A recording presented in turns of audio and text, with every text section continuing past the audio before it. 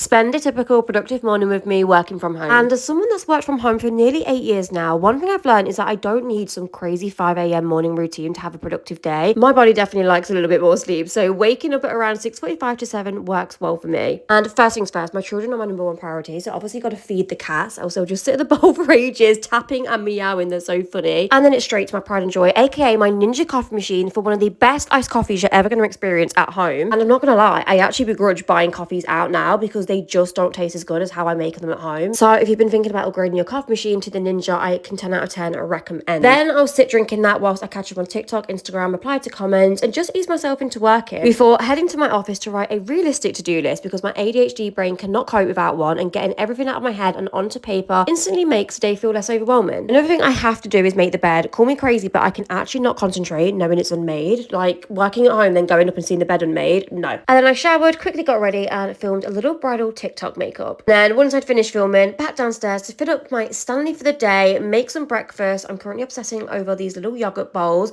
before getting into the office for a day of editing. And then I realised I hadn't took my Simproof vitamins, so it was back into the kitchen to take them because I absolutely cannot skip on these.